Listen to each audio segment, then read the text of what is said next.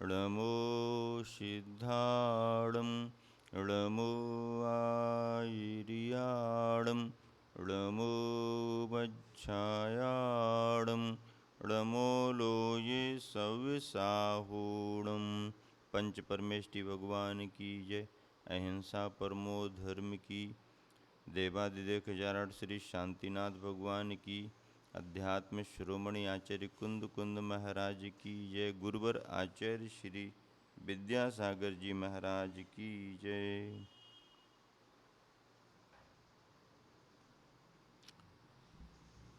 सुनीति शतक में योगी के स्वरूप का चित्रण चल रहा है।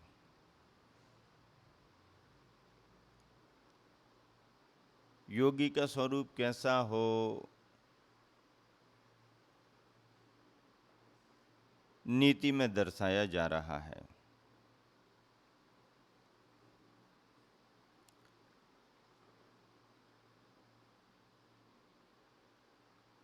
मन वचन और काय को योग कहा है और इन योगों को जो साध लेता है उसे योगी कहा जाता है। योग की साधना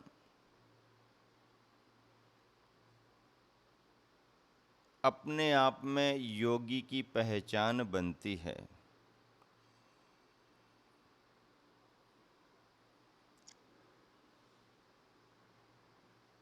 योग जोड़ने के अर्थ में आता है जो अपने आप से जुड़े, अपने स्वाभाविक परिणाम को जोड़े, उसे योग कहो और उसकी साधना करने वाले को योगी कहो।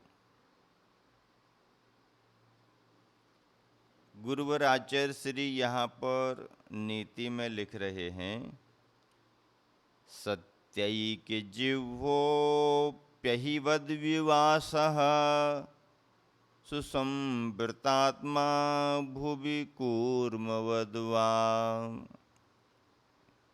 सुदृष्टिलक्ष्योऽपि नदप्रवाहो मयांच्यते संजयतात् स योगी। ऐसा योगी मेरे द्वारा पूजा जाता है। कौन लिख रहे हैं? गुरुवर आचार्य परमेष्ठी लिख रहे हैं। क्या लिख रहे हैं? कि ऐसा योगी मेरे द्वारा पूजा जाता है, मतलब मैं ऐसे योगियों की पूजा करता हूं। आचार्य परमेष्ठी भी ऐसे योगियों को महत्व देते हैं। मुक्ति पाने का एकमात्र यदि कोई पद है तो वह साधु का ही पद है, निर्विकल्पता का ही पद है, ज्ञान ध्यान तपोरक्तः का ही पद है। क्या है विशेषताएं योगी की? सत्यैक जिह्वः,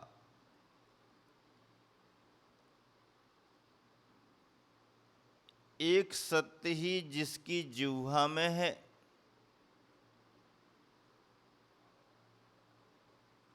अर्थात सत्यता ही जिनके जीवन का आधार है।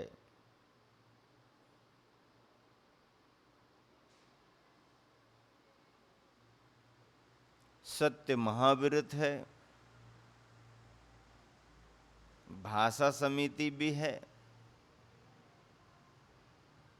बोलेंगे तो सत्य ही बोलेंगे,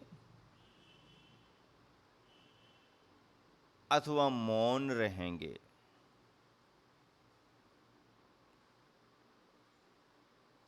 अनुभय वचन में भी बात कर सकते हैं, लेकिन असत्य और उभय के लिए स्थान नहीं। सत्य या अनुभव, अनुभय, सत्य या अनुभय, असत्य और उभय के लिए कोई स्थान नहीं। सत्य सत्य ही है, असत्य असत्य ही है। सत्य और असत्य मिल जाए तो उभय हो जाए। और जिसमें कथन तो है, कहा तो जा रहा है, लेकिन सत्य भी और सत्य भी नहीं और असत्य भी नहीं, ऐसा अनुभय वचन माना गया है। योगी की विशेषताओं में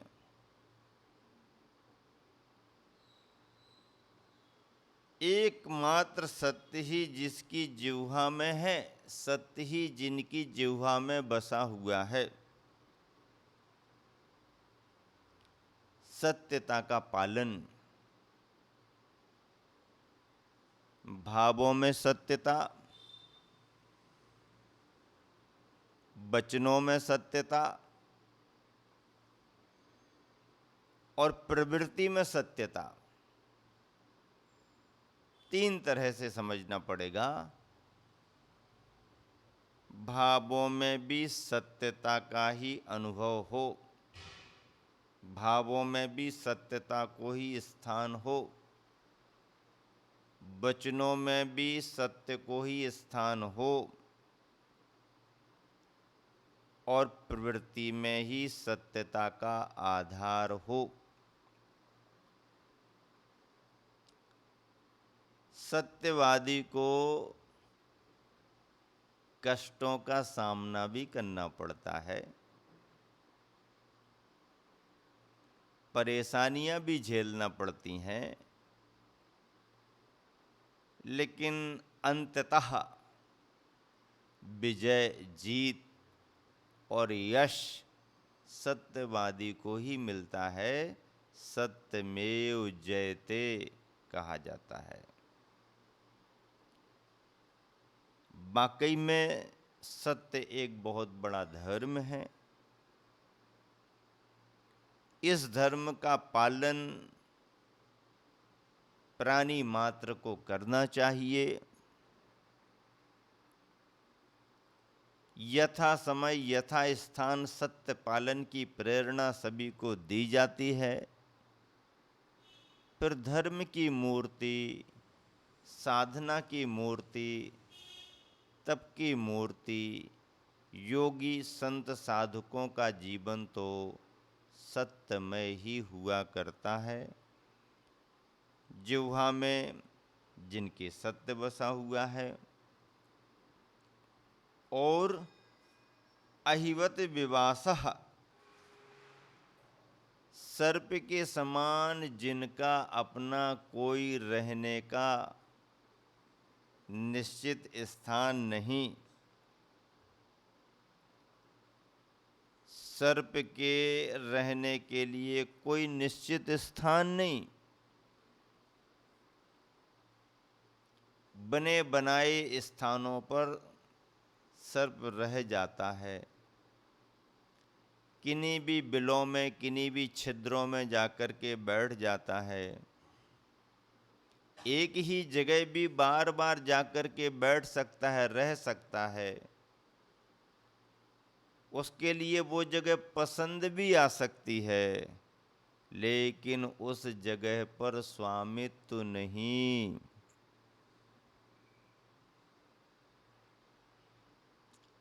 नीतिकार कहते हैं, सर्प का अपना कोई घर नहीं होता, अपना कोई निश्चित स्थान नहीं होता।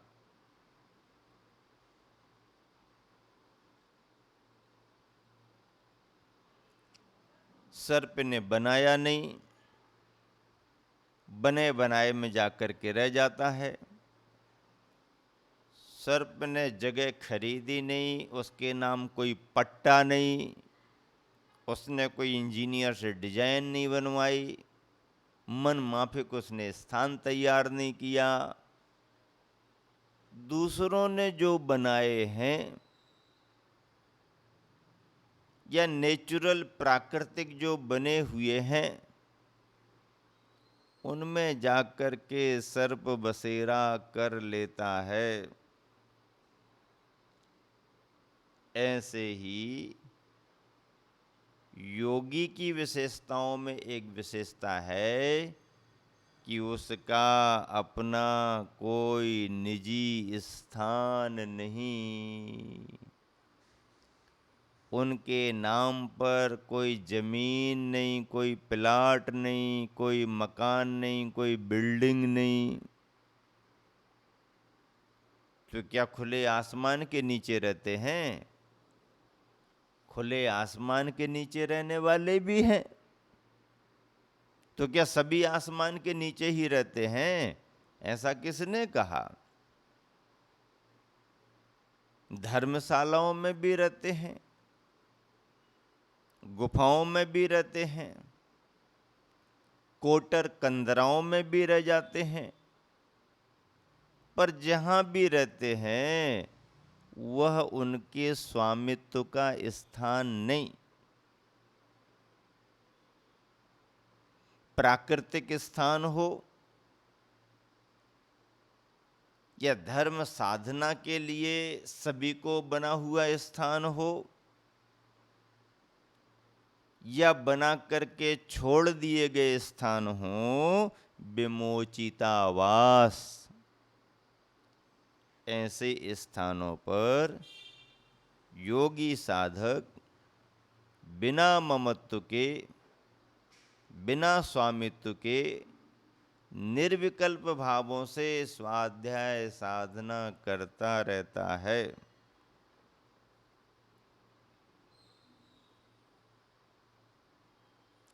और तीसरी बात,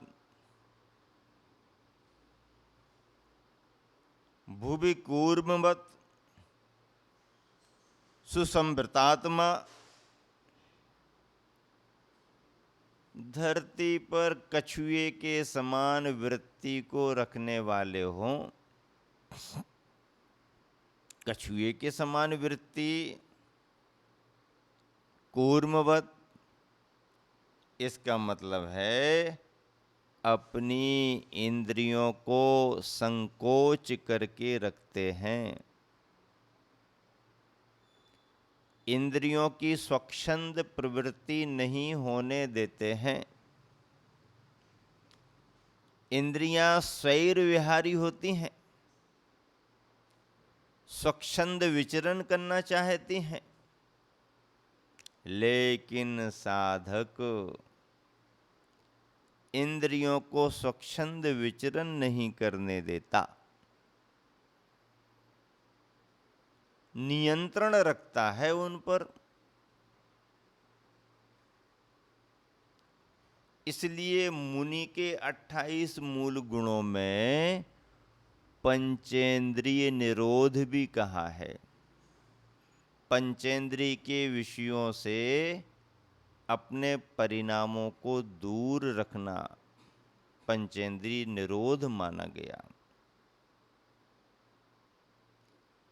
इंद्रियों को अपने विषयों का ज्ञान होता है, इंद्रियों के द्वारा ज्ञान होना अलग बात है,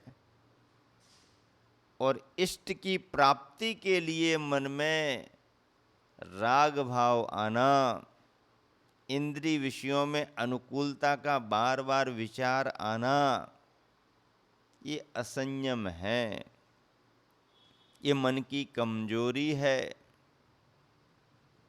और योगी साधक इस असंयम से बचता है, इंद्रिय के विषयों पर नियंत्रण रखता है। इंद्रियां जो चाहे वो हो ऐसा नहीं है, बल्कि ज्ञानी साधक का उपयोग कहता है, मन कहता है कि मैं जो चाहूं इंद्रियों को वैसा ढलना पड़ेगा।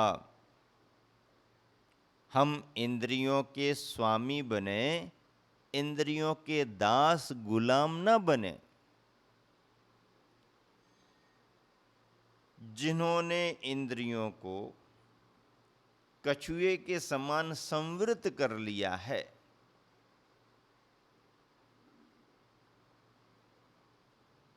एक बार ऐसा हुआ, सम्राट सिकंदर का एक योगी से सामना हो गया।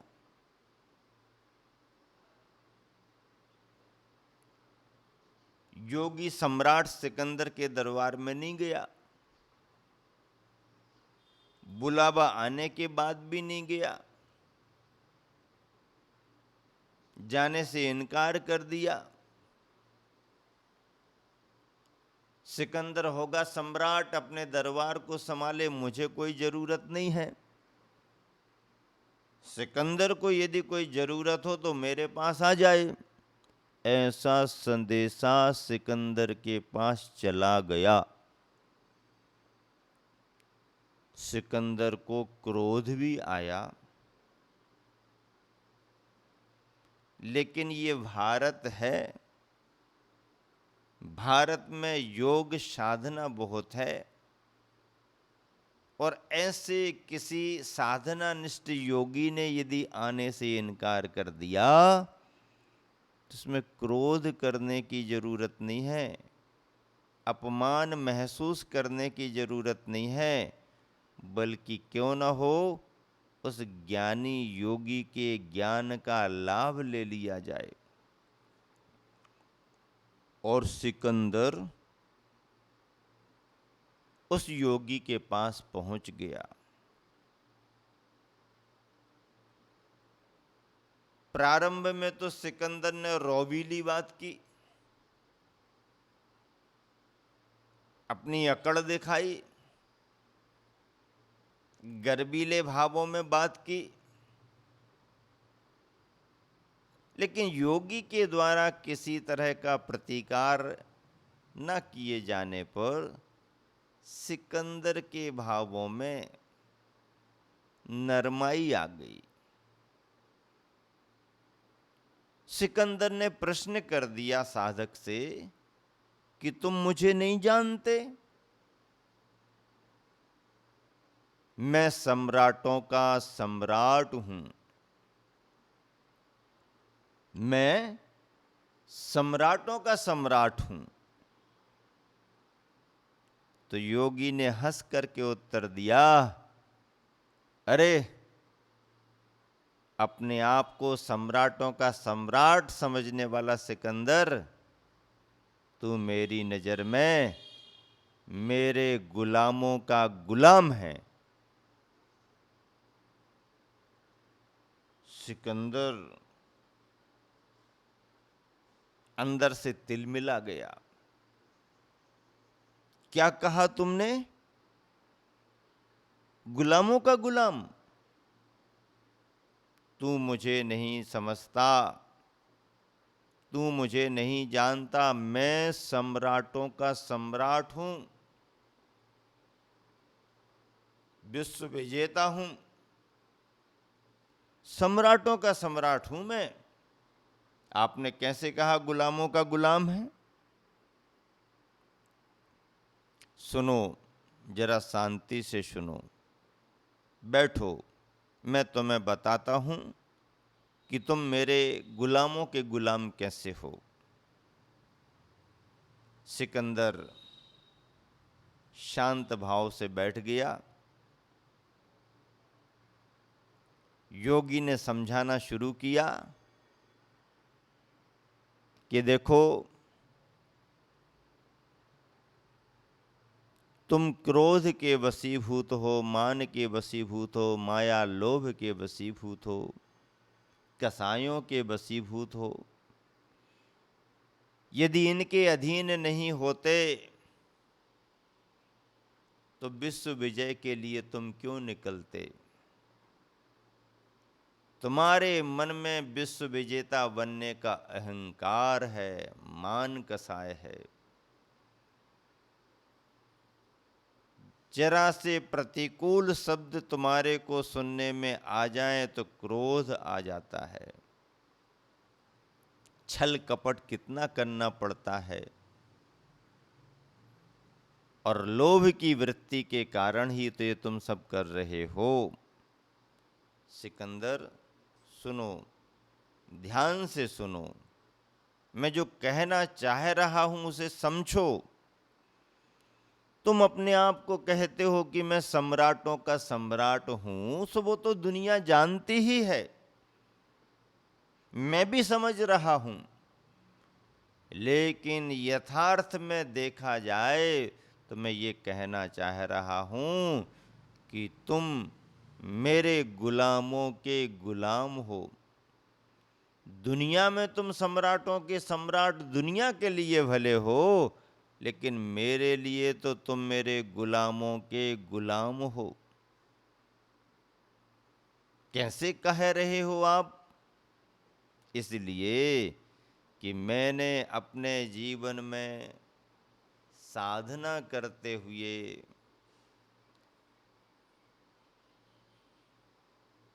क्रोध, मान, माया, लोभ जैसे विभाव भावों को पराया समझते हुए इन क्रोध, मान, माया, लोभों को मैंने अपने अधीन कर लिया है। वो मेरे दास बन गए हैं, मेरे गुलाम बन गए हैं। मैं जैसा चाहता हूँ वह वैसा करते हैं। मेरे मन के अनुसार उन्हें चलना पड़ता है। मैंने क्रोध, मान, माया, लोभ को गुलाम बना लिया, दास बना लिया। इसलिए मैं कह रहा हूं कि जिन क्रोध, मान, माया, लोभ को मैंने अपना गुलाम बनाया है, उन क्रोध, मान, माया, लोभ के तुम गुलाम बने हुए हो, उनके अधीन हो तुम। इसलिए मैं कह रहा हूं कि तुम मेरे गुलामों के गुलाम हो। तब सिकंदर को पहली बार ये बोध हुआ कि सचमुच जो मैं ये मान करके चल रहा था कि मैं सम्राटों का सम्राट हूं, इस भारत में भारत के योगी ने भारतीय संस्कृति की उत्कृष्टतम साधना ने मुझे एक नई दिशा दी। ऐसा ज्ञान मुझे आज तक कभी मिला नहीं, और ये बात सच ही है। सारी दुनिया विषय और कसायों के अधीन है, गुलाम है।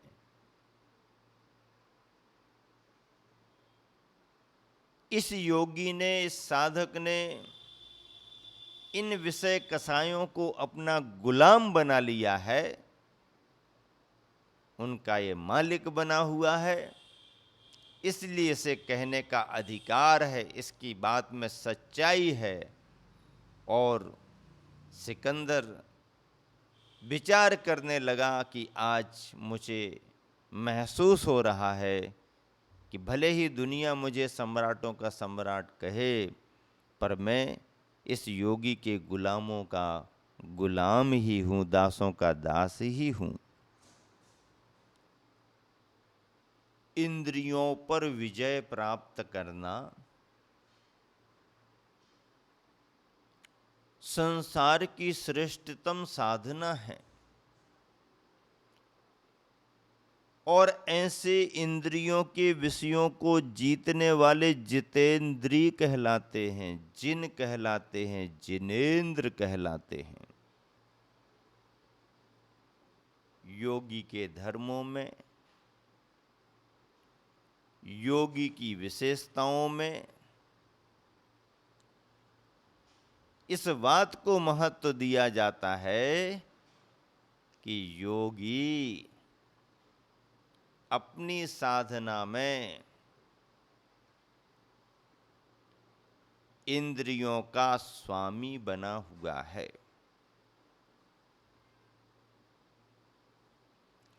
इंद्रियों को स्वच्छंद विचरण नहीं करने देता। इंद्रियों के घोड़ों में लगाम लगा करके रखता है।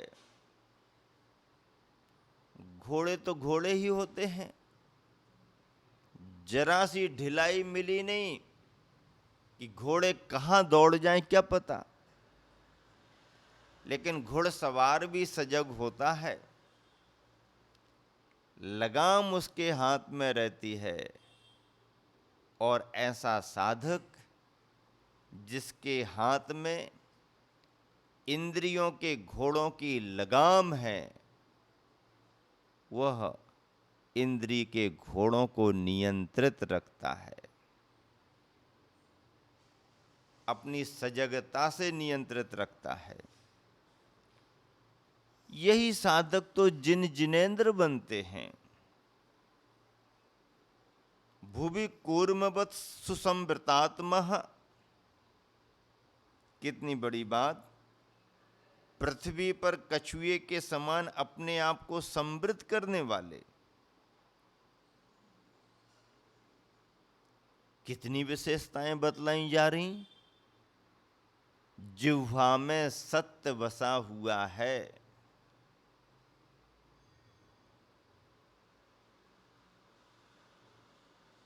अहि के समान जिनका अपना कोई घर नहीं, कोई सुनिश्चित निवास नहीं,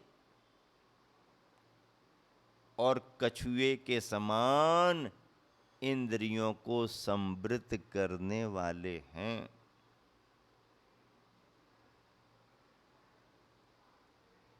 लक्ष्य की प्राप्ति के लिए नदी के प्रवाह के समान गतिशील, लक्ष्य पाने के लिए नदी के प्रवाह के समान गतिशील गतिशील गतिशील। गतिशील करो कदमों को, मंजिल पास नहीं है।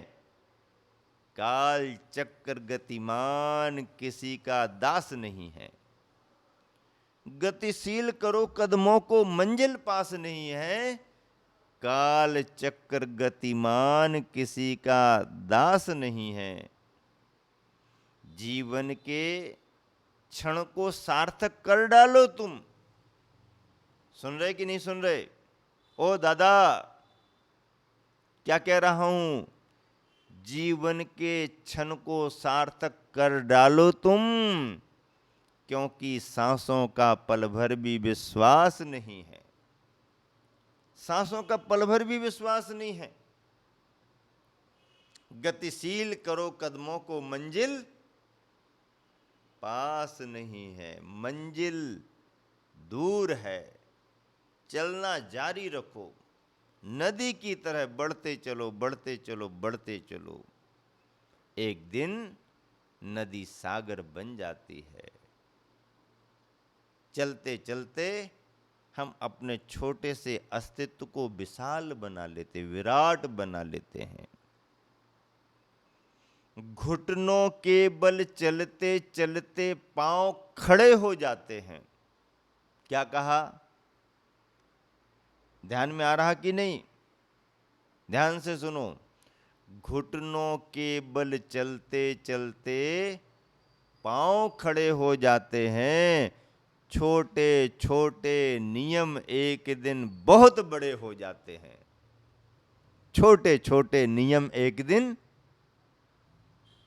बहुत बड़े हो जाते हैं। आज का बोया गया छोटा सा बीज, आज का बोया गया छोटा सा बीज समय पाकर के विशाल वट वृक्ष बन जाता है, छायादार वट वृक्ष बन जाता है। इसलिए छोटे ही सही पर नियम लेते रहना चाहिए। नियमों का अपना महत्व है। अपनी सामर्थ्य के अनुसार किसी ना किसी व्रत को ग्रहण करते रहना चाहिए और सामर्थ्य के अनुसार जो भी व्रत लिए जाते हैं, गुरुवर आचार्य श्री कहते हैं उनके लिए वो महाव्रत ही माने जाते हैं। क्यों? उसकी सामर्थ्य उतनी ही है। सामर्थ्य के अनुसार व्रतों को धारण करना चाहिए। व्रतों के धारण करने में उत्साह होना चाहिए। व्रती जीवन बहुत अच्छा माना जाता है। एक बार व्रती बनकर के तो देखो। असंयम के साथ अनंतों बार मरण किया, भला हुआ क्या? असंयम के साथ इस जीव ने अनंतों बार मरण किया, भला हुआ क्या?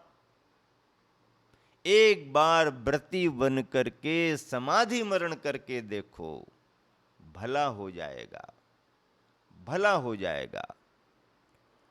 और व्रती बनने के बाद यदि पूर्ण रूप से भला नहीं भी हो पाया तो कम से कम बिगाड़ तो नहीं होगा, बुरा तो नहीं होगा। असंयमी बन करके नरकों में जाने की अपेक्षा व्रती बन करके स्वर्ग में चले जाना फिर भी ठीक है। स्वर्ग में जाने का लक्ष्य नहीं है। स्वर्ग जाना हमारा प्रयोजन नहीं है। स्वर्ग भी संसार ही है, स्वर्ग भी राग रंग ही है, लेकिन अब मोक्ष नहीं मिल पा रहा। तो असंयमी बनकर के नरकों में क्यों जाएं? असंयमी बनकर के नरकों में जाने की अपेक्षा व्रती बन करके कुछ समय के लिए स्वर्गों में चले जाना फिर भी ठीक है। और जब मोक्ष का रास्ता खुले, डायरेक्ट, डायरेक्ट, इनडायरेक्ट नहीं, डायरेक्ट ऐसी ट्रेन गाड़ी में बैठो कि सीधे मोक्ष के दरवाजे पर भिजा दे। शॉर्टकट का काम नहीं। कपड़ा पहन करके मोक्ष जाने की व्यवस्था नहीं है।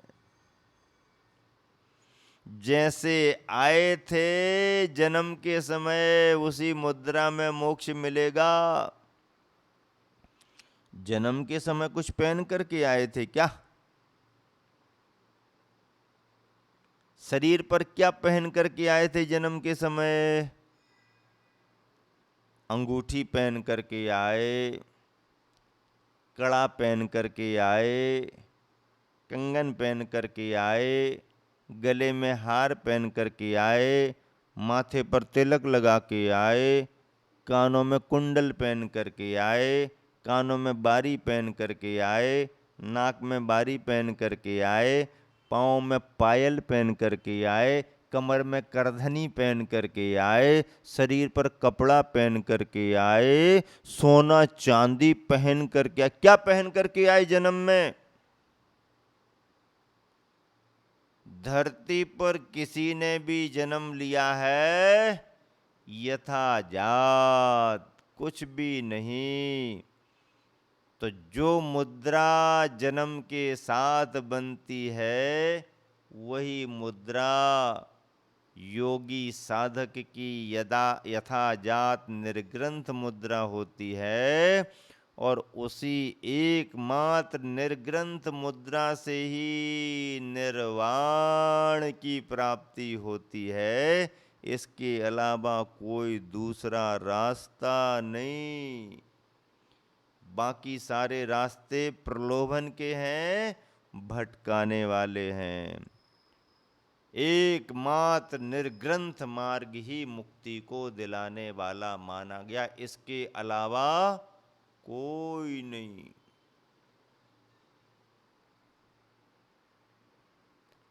रूपों का काम ही नहीं, रूप बनाने का काम ही नहीं, बल्कि जहां पर सारे रूप स्वरूप खत्म हो गए वहीं पर आत्मा का स्वरूप दर्शाने वाला दिगंबर पद है, मुनि की मुद्रा है। तो नदी के समान निरंतर गतिशील, बहुत बड़ी बात है। पद्यानुवाद में गुरुवर आचार्य श्री क्या कह रहे हैं? अहिसम जिसका खुद का घर नहीं, अहिसम जिसका खुद का घर नहीं, सत्य बोलता एक रसना। अहिसम जिसका खुद का घर नहीं, सत्य बोलता एक रसना। जिसके तन मन सर्व इंद्रियां, सोबस कूर्म सम परवसना। जिसके तन मन सर्व इंद्रियां, सोबस कूर्म सम, कछुए के समान, परवसना। देख चुका गंतव्य स्थान को, देख चुका गंतव्य स्थान को, किंतु नदी संभाग रहा। देख चुका गंतव्य स्थान को, किंतु नदी समभाग रहा, किंतु नदी सम भाग रहा। योगी वह जयवंत रहे नित, योगी वह जयवंत रहे नित। भजूं उसे मन जाग रहा, भजूं उसे मन जाग रहा। कितना सार भरा है गुरुवर ने। एक एक पंक्ति में अमृत। सामान्य नीतियां नहीं हैं, अध्यात्म की नीतियां हैं। समय सार बोल रहा है, समय सार। मूलाचार बोल रहा है, मूलाचार। बड़े बड़े ग्रंथ ना पढ़ पाओ तो ना पढ़ पाओ, अरे गुरुवर ने जो साहित्य लिखा है उसको एक बार पढ़ करके तो देखो। ग्रंथों का निचोड़ है, सार है। जिह्वा में सत्य बसा हो, सर्प के समान जिसका कोई अपना सुनिश्चित रहने का स्थान ना हो, पृथ्वी पर कछुए के समान अपनी प्रवृत्ति को रखता हो, इंद्रियों पर नियंत्रण रखता हो, और निश्चित लक्ष्य बना करके नदी के समान निरंतर गतिमान हो, ऐसा साधक योगी मया अंच्यन्ते, मेरे द्वारा पूजा जाता है, मैं उसकी पूजा करता हूं। ऐसा योगी वंदनीय है। योगी का स्वरूप बतलाया है, ऐसा योगी वंदनीय है। अगली नीति में गुरुवर आचार्य श्री कह रहे हैं,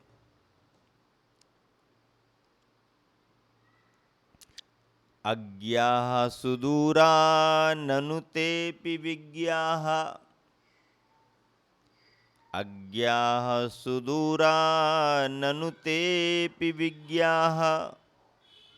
स्वं नापि पश्यन्ति च लोपयोगाः, स्वं नापि पश्यन्ति च लोपयोगा। स्वच्छेऽपि नीरे न मुखं सुदृष्टं, स्वच्छेऽपि नीरे न मुखं सुदृष्टं।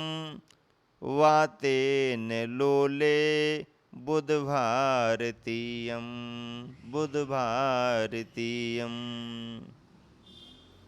कितनी बढ़िया बात कही। क्या बात कही जा रही है कि ननु वास्तव में अज्ञाह अज्ञजन अज्ञानी जन तो आत्महित से सुदूराह अति दूर हैं ही। वास्तव में अज्ञानी जन तो अपने आत्महित से दूर ही हैं, लेकिन चलोपयोगाः विज्ञाः स्वं नापि पश्यन्ति।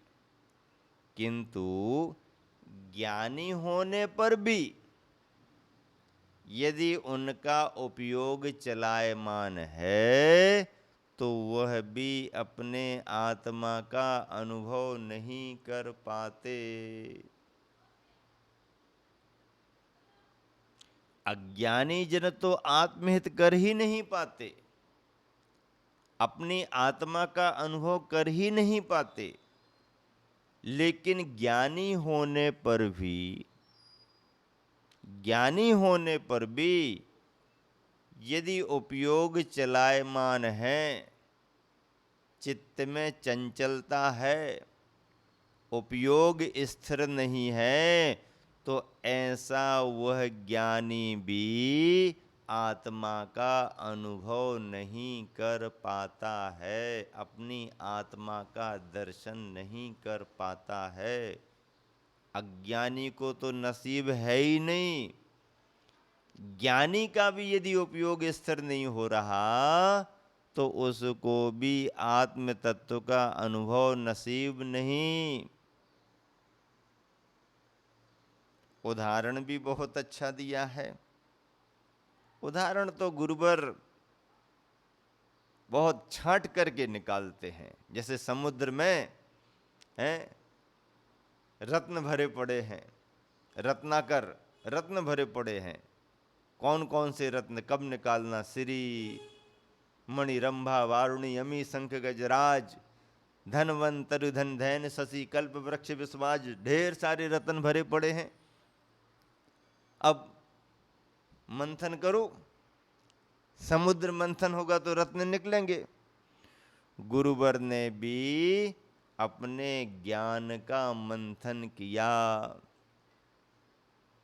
गुरुवर ने भी श्रुत शास्त्र का मंथन किया, और उस मंथन से जो नवनीत निकले, उस मंथन से जो रत्न निकले, वो हमारे तुम्हारे लिए सौंप दिए। उदाहरण बहुत अच्छा दे रहे हैं गुरुवर। क्या दे रहे हैं उदाहरण? बातें ने हवा से वायु से लोले चंचल स्वक्षे अपि नीरे, स्वच्छ जल में भी मुखम न सुदृष्टम, मुख नहीं देख सकते हैं। इयम बुध भारती, यह बुध ज्ञानी जनों की भारती है, यह ज्ञानी जनों की वाणी मानी गई है। ये भगवंतों ने ही कहा है, आचार्यों ने ही कहा है। क्या कहा है कि जल भले ही स्वच्छ क्यों ना हो, स्वच्छ जल में अंदर क्या पड़ा है दिख जाता है। पानी साफ सुथरा हो जाए तो अंदर क्या पड़ा है ये दिखने लगता है। लेकिन ऐसा स्वच्छ जल भी जब हवा से प्रेरित होकर के हिल रहा हो तो उस हिलते हुए स्वच्छ पानी में भी हम अपना चेहरा देख नहीं पाते, अंदर क्या पड़ा है ये हम देख नहीं पाते। पानी गंदला हो तो अंदर क्या पड़ा है वो तो दिखता ही नहीं। बारिश का समय आ रहा है और जब बारिश होगी तो नदियों में जो पानी भरेगा मटमैला मटमैला मटमैला मटमैला। चाय बनाने की जरूरत नहीं पड़ेगी, भर भर करके पी लो, कलर तो दिखेगा ही दिखेगा, भले स्वाद नहीं आए लेकिन कलर तो दिखेगा। तो आषाढ़ के महीने में होने वाली बारिश, सावन के महीने में होने वाली बारिश का जल जब संचित होकर के नदियों में नालों में आता है तो मटमैला मटमैला मटमैला, ऐसे पानी में अंदर नदी में क्या पड़ा हुआ है हम देख नहीं सकते, लेकिन जब सावन भादो निकल जाए, आषाढ़ का महीना निकल गया, सावन भादो निकल गए, 10 लक्षण पर्यूषण हो गए, कुंवार का महीना आ गया, शरद ज्योत्सना शरद पूर्णिमा की याद आने लगी तो नदियों का पानी फिर स्वच्छ होने लगता है, साफ सुथरा होने लगता है, कीचड़ नीचे बैठने लगता है। अगस्त नक्षत्र का उदय आते ही, अगस्त नक्षत्र का उदय आते ही नदियों का पानी साफ सुथरा हो जाता, प्रकृति से ही हो जाता। ऐसे साफ सुथरे पानी में अंदर क्या पड़ा है देखने में आने लगता है, लेकिन शर्त यह है कि पानी ठहरा हुआ हो, पानी स्थिर हो। पानी साफ सुथरा हो गया एक बात है, पर यदि पानी हवा से प्रेरित होकर के हिल रहा है तो फिर अंदर क्या पड़ा हुआ है ये समझ में नहीं आता। गुरुवर आचार्य श्री ने इसी बात को इस रूप में प्रस्तुत किया जिसे मैंने सागर बूंद समाय में कोड किया, उसमें इन भावों को संग्रहित किया है। आचार्य श्री कहते हैं कि जल में जब तक रंग है और जल में जब तक तरंग है, जल में जब तक रंग है और जल में जब तक तरंग है तो जल के अंदर के अंतरंग को देखा नहीं जा सकता। जल में रंग है, पानी मटमैला है, अंदर दिखेगा नहीं कुछ। पानी साफ सुथरा हो गया लेकिन हिल रहा है, हिलोरें ले रहा है, तरंगें उठ रही हैं, तो अंदर क्या पड़ा है दिखेगा नहीं। तो अंतरंग को देखने के लिए जल का रंग और तरंग से रहित होना जरूरी है। रंग मोह के परिणामों का होता है और तरंग योग के परिणामों से होता है। रंग मोह का प्रतीक है और तरंग योग का प्रतीक है, इसलिए मोह का संस्कार जब जाएगा और योगों में स्थिरता जब आएगी तभी अंतरंग तत्व का, शुद्धता का, सिद्धत्व का अनुभव हमारे लिए होगा। नीति में गुरुवर कह रहे हैं, अज्ञानी जन तो निश्चयता आत्महित से अति दूर हैं ही।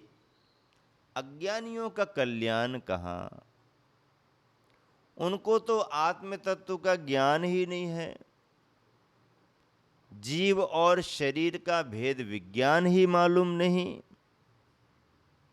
पदार्थ और परमार्थ का अंतर ही मालूम नहीं, जड़ और जीवन का रहस्य ही मालूम नहीं, तो उनका कल्याण कैसे होगा। अज्ञानी तो संसार में रमा हुआ है। स्पष्ट रूप से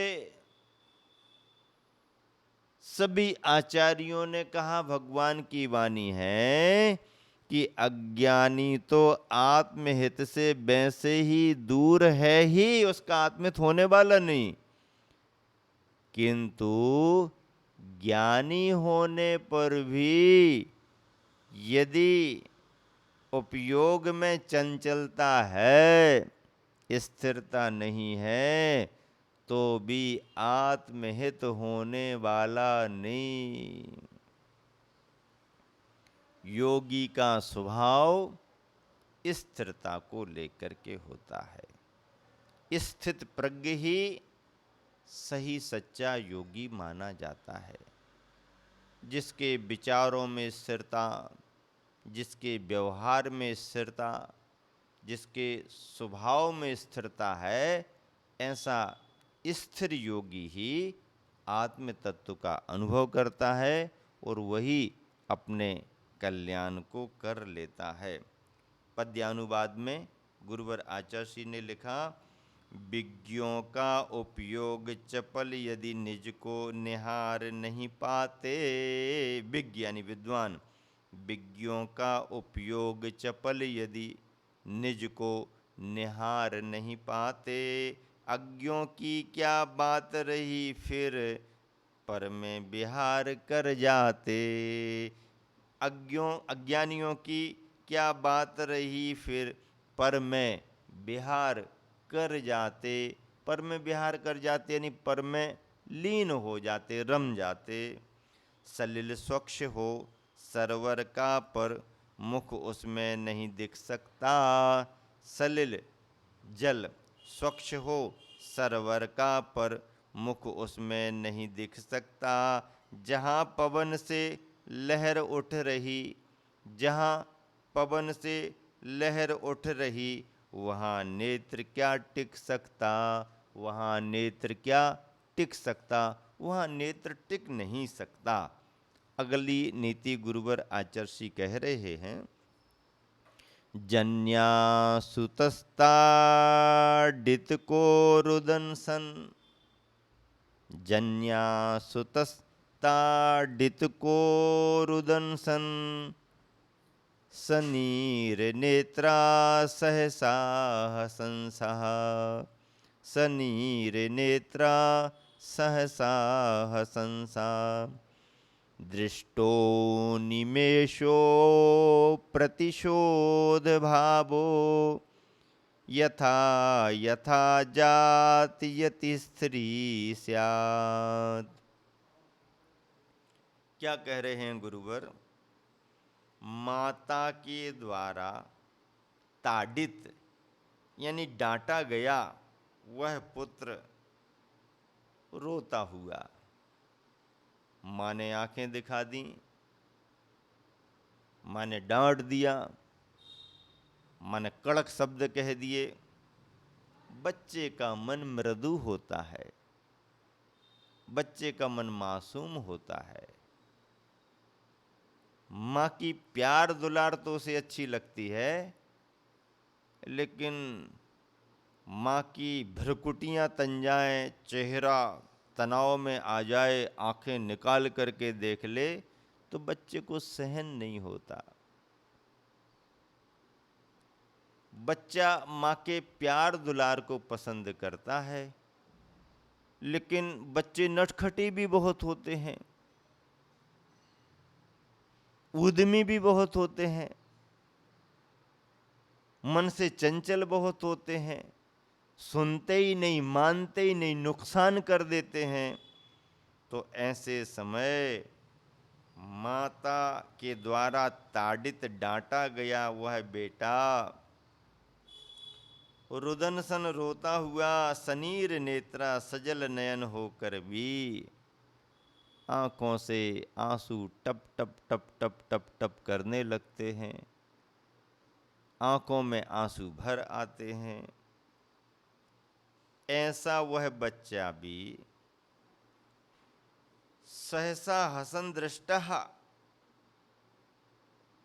झटति शीघ्र ही हंसता हुआ भी देखा जाता है। माँ ने डांट दिया, बच्चे को रोना आ गया, लेकिन ऐसा रोता हुआ बच्चा भी झट से हंसता हुआ भी देखा जाता है। यथा जैसे ऐसे बालक में अनिमेषा स्पष्ट है कि अप्रतिशोध भावः, बदला लेने का भाव नहीं देखा जाता, उसी प्रकार यथा जाति यति ही दिगंबर साधु भी स्थिरी स्यात् प्रतिशोध के भाव से रहित अपने विचारों में स्थिर रहते हैं। बच्चे को माँ ने डांट दिया, बच्चे को रोना आ गया, बच्चे के मन में माँ से बदला लेने का भाव नहीं आता, बल्कि बच्चा ये सोचने लगता माँ ने क्यों डांट दिया, माँ ना डांटती तो बहुत अच्छा है।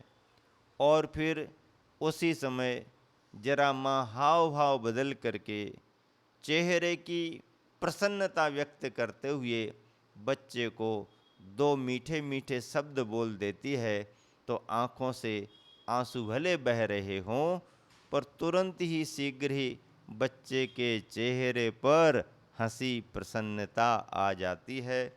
ऐसे ही गुरुवर आचार्य श्री अपनी नीति में कह रहे हैं कि वैसा ही निर्ग्रंथ साधु में भी देखा जाना चाहिए। कहीं कुछ हो गया तो हो गया, पर वह जल में खींची गई लकीर के समान संजुलन का संस्कार केवल अंतर मुहूर्त के लिए रहता है, उससे आगे कोई काम नहीं। जल में खींची गई रेखा खिंच रही है, खिंचती दिख रही है, पर जितनी आगे खिंच रही है पीछे की खिंची हुई उतनी समाप्त होती जा रही है। यथार्थ में जल में रेखा खिंचती ही नहीं, खिंचती हुई जैसी दिखती है, पर वहाँ वह रुक नहीं पाती, रुकने की गुंजाइश भी नहीं, क्योंकि जल है, जल में रेखा बनती ही नहीं है। ऐसे ही निर्ग्रंथ साधु को भी होना चाहिए अपने स्वभाव की स्थिरता में। यदि कहीं कुछ हुआ तो वह तुरंत उसी समय और समय बदला, विचार बदले, तुरंत ही परिवर्तन आना चाहिए। क्या कह रहे हैं गुरुवर आचार्य श्री पद्यानुवाद में? जननी सुत को ताड़ित करती, जननी सुत को ताड़ित करती, नेत्र सजल हो सुत रोता। जननी सुत को ताड़ित करती, नेत्र सजल हो सुत रोता। माँ सहलाती भूल तुरत सब, हंसमुख सुत प्रत्युत होता। माँ सहलाती भूल तुरत सब, हंसमुख सुत प्रत्युत होता। नेत्र रहे प्रतिशोध भाव बिन, नेत्रों में प्रतिशोध का भाव नहीं, क्रोध का भाव नहीं, बदले लेने के भाव नहीं, सहज सरलता आ जाती नेत्रों में।